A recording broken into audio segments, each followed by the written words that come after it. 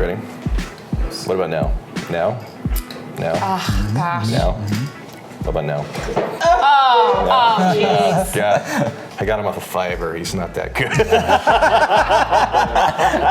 Sohan, thank you for coming. Absolutely. Pleasure to see you again. Great to be back. If you missed the episode he was on before, you are a very, very experienced tea expert. How would you describe yourself, your profession, your expertise? There's not a great word for it. I say tea server. I'm not a tea master. That's the person who makes the tea and processes the tea. So tea server is good.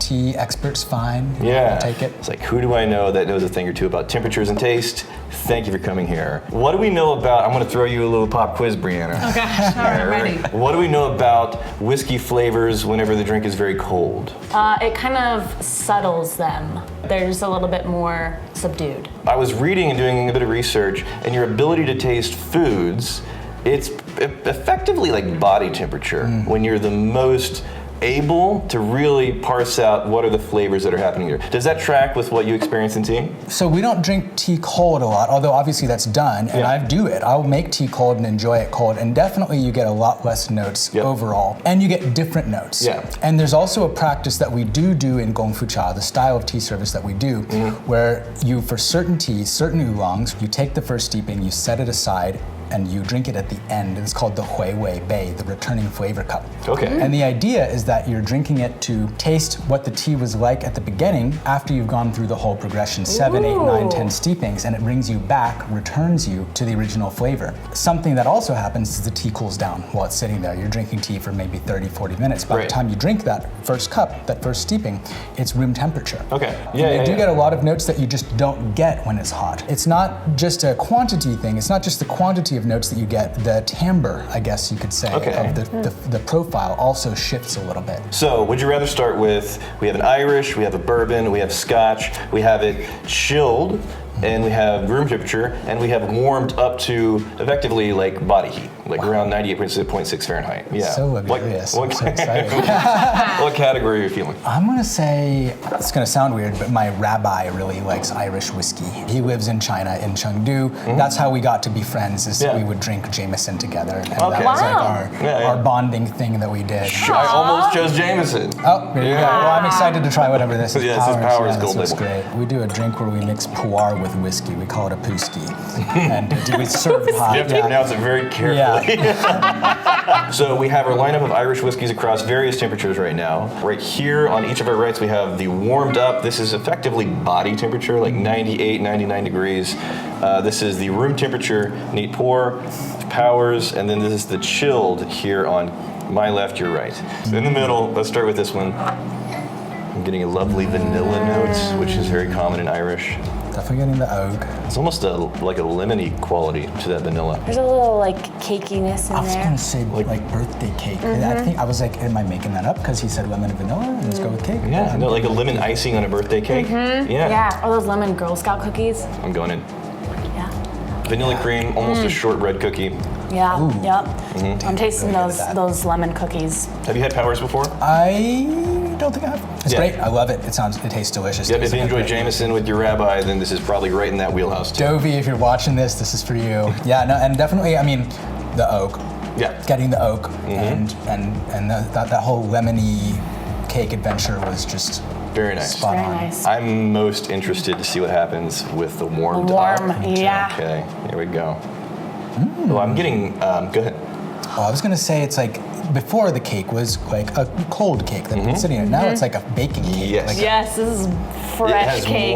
there's more of that bready quality. almost like the yeastiness. It takes a lot of the alcohol burn out too. I wonder even if what really is going on is that there's actually less alcohol in the warm one by the time we drink it, and it's been evaporating, it's volatile. So possibly, but if so, it's going to be a minuscule difference because these were heated, sealed in a sous vide. So yeah, we didn't have open air heating for this. So any alcohol that it would have let go of, it would just be from in the glass. But it's going to be a very, very equivalent proof.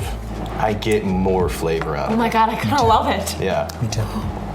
Everything, it's not a different set of flavors, it's just the flavors that I was getting at room temperature, the volume was turned up. Yep. It became a little bit more rich, a little bit more detailed. Almost like more saturated, like how colors get more saturated. Yeah. That's what it feels like to me. Yeah. They're all there and they were kind of dry and now they're just really saturated. It's also just like lighter, like it just kind of just goes everywhere. Obviously, you steep a tea and it's a very high temperature. Yep. But at what point are you having people dive into that tea to really try and find those flavors? You know, it's very cultural and it's very regional. So in Chaozhou, which is they're really into Gongfu Cha, very classic thing there. They want to drink it as hot as possible to the point where they do their own style of tea service that they remove one of the vessels because they don't want that one vessel in between the hot steeping tea and you drinking it. So they want to drink it and taste it as hot as they possibly can. And then in other places, they'll let it cool, especially where they drink green tea. Yeah. They drink that, they steep that and drink that at a much lower temperature to the point where in Japan, in Japanese tea culture, they'll actually steep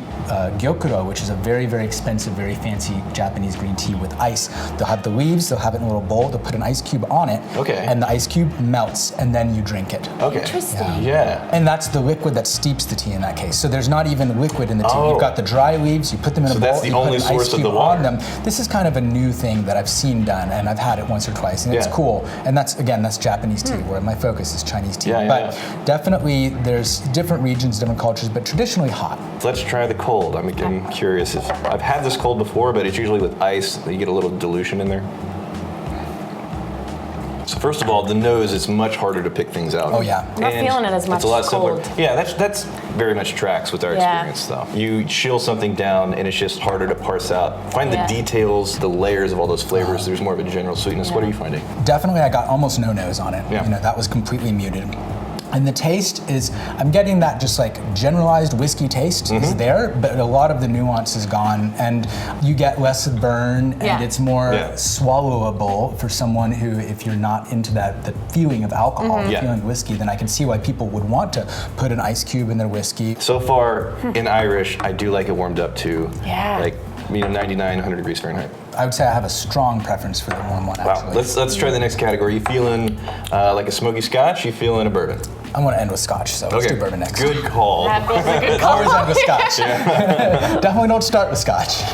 I almost never drink alcohol in America, but when I'm in China, I drink a lot of alcohol because it's part of my job, because the tea farmers really like to drink. And drinking alcohol in China is a very important part of the culture, especially like a male culture. It's like a male bonding ritual. Okay. If I'm in China and I'm doing business with people, I have to drink with them. Or if they offer me a drink and I don't take it, I'm not giving them face. I mean, in terms of hardships, there's worse things. Oh, sure, it's great. It's a blast. You know, it's great. And they do drink warm and hot alcohol in China. Really? What kind of alcohol? What are they pouring? Rice wine, traditionally, they would do Huangzhou rice wine would be served warm, and that's really nice. It's very sweet. And then sometimes they'll serve Baijiu warm, which is Chinese liquor, which is basically like moonshine. It's actually a lot like whiskey, but it's aged in ceramic instead of oak. And it can be made of literally anything. It can be made of sorghum, it can be made of rice, it can be made of wheat, it can be made of potatoes, it can be made of sesame. This episode is sponsored by Trade Coffee. Over the last 2 days, we have sampled at least 13 different coffees. This is the most recent one to come in. Sumatra Gayo Highlands. Bittersweet chocolate notes, caramel, plum pie tasted walnut. Very nice. Ooh, it smells crispy. As you may have imagined, we love exploring whiskey, but we also love exploring coffee too. Also tea, but this is how we get the most varieties of coffee just to see what's going on. Trade exists to connect you with the best coffee roasters in the country. These are roasters from small towns, big cities, all kinds of sizes, all kinds of specialties, and they have a direct impact on that coffee roaster's business because they're working directly with them to make sure that they're getting good quality stuff. So if you're not sure where to start, that's fine. They have a first match guarantee, and they're going to take your preferences. They're going to send you something. If you don't love it, then they're going to take your feedback, and you can actually converse with a coffee expert. They're going to send you that next bag for free. Right now, Trade is offering $30 off for new subscribers, plus free shipping when you go to drinktrade.com/whiskeytribe. That's more than 40 cups of coffee for free. Press the fringe. Do you love it? Yeah. That's Trade, baby. Yeah. Here we go. This is the Jim Beam. Oh, good. Yeah, old we Jim. grabbed very accessible Jim Beam so that the experiences people are most likely to have with this, it's going to hopefully track with their experience if they sous vide their damn whiskey. Ooh, That is. that's like fruity and nutty. Almost like a little bit of floral too, just like a very mixed floral. Yeah. Yeah, and I am getting a classic bourbon note. And then it's like a floral mixed with honey. Almost like a, nash. It's almost a little bit of like date, prune, some kind of dried fruit at the back there. Yeah, all right. Warm. Here we go. Here we go. I was finding a little bit more of a difference on the nose of the Irish, but this is still nice. Agreed.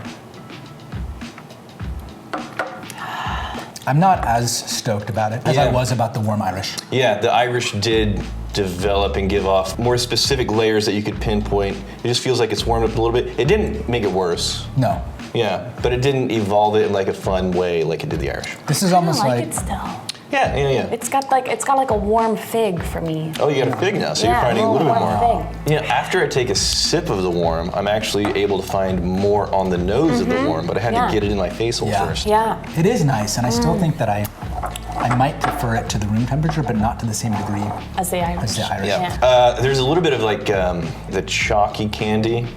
No, that sweet chalky candy. Ooh, it's like those. Have you ever had Fun Dip? Oh yeah. Oh yeah, it's like the stick that's included with that, not the actual sugar part Yeah. itself, but the Yes. the Yeah, yeah. white stick that you can eat. It's a So- very sophisticated tasting note. Yes. Okay, let's try the chilled, yeah? Yeah. Yes. Ooh, that's hard to. Yeah, it hides the flavor on the nose. Not completely, but it's just more of a generic bourbon note. Yeah, it just smells like sweetness. I can't even smell what Yeah. type of sweetness. This is like you're at a college like frat party. Someone's playing beer pong, and this is what you're drinking. Yeah. Yeah, well, I mean, the Jim Beam White Label probably is, yeah. I think the last time you were here, we poured you like a 43-year-old Yeah. whiskey. Yeah, you're not getting it this time. Jim Beam cold. I think if it's a hot day, then that's fine. If I want to actually explore what's in my glass, I'm not really feeling the cold. I am glad we're ending on the smoky Scotch, because if that's going to do anything interesting, it's going to be Lefroy 10. Ooh. Yeah. Lefroy was my first whiskey. Oh, no kidding. For the first whiskey that I was like, okay, I get why people like this. Yeah, was yeah. Lefroy. Let's get the Scotch and then. Next one. So we're doing the Lefroy 10 across the various temperatures here. Very nice, very nice. Yes, this is the first whiskey that was gifted to me. Oh. Yeah. Wow. Before I ever knew what Isla was, it was a violent act on their part. But I pulled through, and by the end of the bottle, I was like, I get it. This is great. There it is. yeah. Oh wow. Well, wait, are we? Oh, whoops. I went to the hot. No, I didn't. All I right. might finish these ones. That's that salt air, Yep. a bit of the iodine. Leather, Yeah. You're just camping in the woods. tobacco notes, like a nice pipe tobacco. Oh yeah. So a lot of people will say Band-Aids, Castaway. but I usually get more of an iodine. Wilson. Peppery. And it's more Yeah. savory ham on the taste even. Let's move to the warm one. Yes. It actually kind of subdued him a little bit. It toned down a lot of the liveliness of the neat pour for me. What are you getting? Definitely less smoke. Yeah. That's weird. Wow. I'm getting almost like a berry thing that I didn't get at all in the neat pour. Okay. And the smoke's subdued. Yeah. I like it. I'm actually kind of getting that Band-Aid note now though. Honeysuckle and like a mint, in addition to all those other things. Yeah. I'm not feeling it as much though. I'm going back. I like it. I'm I going like back. my peppery meatier than the. You're right though. It is bringing out some like almost sour berry kind of. Like a leafy note, like leaf litter. Those are like completely different notes They- than I'm getting in the They are very room different. temperature. Okay, let's try it cold. Funky. Yeah, doles down the nose a bit. Yeah, definitely not getting the smoke. Yeah. It's still kind of salty. Also, maybe I'm just like smoked out. Like I'm just like, Yeah. I've smelled the smoke, I've tasted the smoke, and I can't just detect it as well now. Yeah, going from the warm to the cold, it's giving me more of like a bologna smell Okay. than like a delicious, succulent, bacony, peppery smell. I don't like it cold. I mean, it's nice to drink. It's pleasant to drink. It's not bad, but it's not. It doesn't give me what I want to get when I drink Lefroy. I get Yeah. more smokiness on the taste Yeah. for the cold. I get straight up peat. Like Yeah. these are peat smoked, but just that earthy peat note. Yeah. On the cold, that's the front and center main note that's right Yeah. there. I'd say that like I get like maybe 40% of the amount of complexity that I get on the cold one Yeah. from as these other ones. So far, the Irish at body temperature, I liked it better. Yes. The Powers was very nice. I loved what it did. The Bourbon, it's like, I think I could find a bit more flavor. I had to go back to it a couple times to really start to parse that out, but I didn't love it as much better as I did than the Irish. Same. The cold on both was tracking. It's going to be simpler, dulled down flavors. This Isla, I will say, not better, not worse, just a different way of experiencing Isla. What was your experience? Mine, room temperature. Room temperature for the Scotch? Isla, yeah. This one, it's just mostly smoke, which isn't bad, but it's missing all the other fun flavors. This one, I just don't like what happened to The it. most interesting thing with the Lafroig and the warm was how much less I was getting out of the nose, and I was expecting that to just be a giant Yeah. blast of flavor in the nose there. I feel like with the Irish, it was like you really turned everything up. In this, you just shifted everything. Yeah. To So a if you're different part of the profile. if you're playing with your whiskey, it could be an interesting way to see what happens. In Japan, they have floating sake sets, so you take it in the hot springs or the bath with you, and you've got your sake sitting down in the hot water, and it gets it to Awesome. that warm temperature. Yeah. Oh, That's amazing. it's super classy. Okay. Super Ah, classy. that sounds so relaxing. So join the Patreon. The next thing we're funding is like a jacuzzi. Yes. Just have our whiskeys floating in there.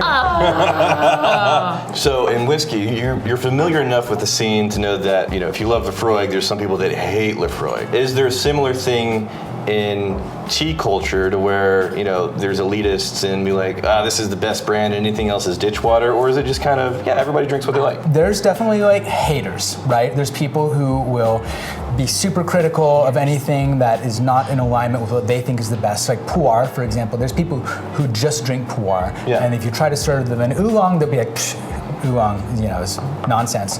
What I find is that the most authentic version of tea culture, and when I say that, I mean, what do the farmers who make the tea do? What do the actual tea masters Yeah. who process the tea Yeah. do? People who've been doing this for 6, 7, 8, 9 generations back, how did they do it? And they're really down to earth. They're Yeah. really chill.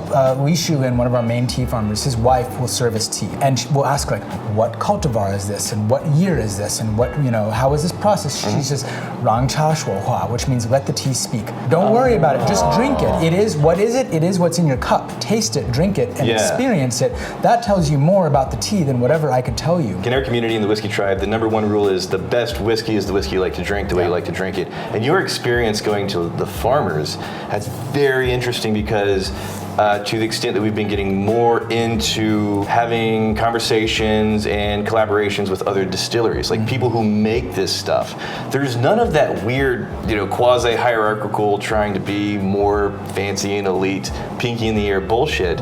They're just very much, is it good? Do you like it? Do you enjoy it? And everything else is pretty frivolous. Absolutely. And it sounds like there's a parallel in tea. Among the people who make tea, and again, they're the people I'm always going to take my cue from. Right. They're the people, without them, there would be no tea. Without me, if I disappeared tomorrow, tea would go on. But without the people who grow the tea and process the tea, tea and tea culture wouldn't exist. Give everybody a heads up. Where are you right now? Where are you working? Where can they find you if they want to hear more about what you're doing in tea? Great, yeah, so we're at West China Tea. We're in Austin on I-35, just north of Airport Boulevard, but also online at westchinatea.com. We've got Instagram, West China Tea, and then our YouTube channel is Tea House Ghost, which is like our educational channel where we teach all about tea and everything. And give us a follow, subscribe, come visit us in our physical space. It's a lot of fun. It's kind of like this, but it's tea instead of whiskey. Yeah, I'll link the channel in the description down below. Sohan, thank you so much for hanging out. Absolutely. And Cheers. next time, I still won't have a 43-year-old whiskey to pour you.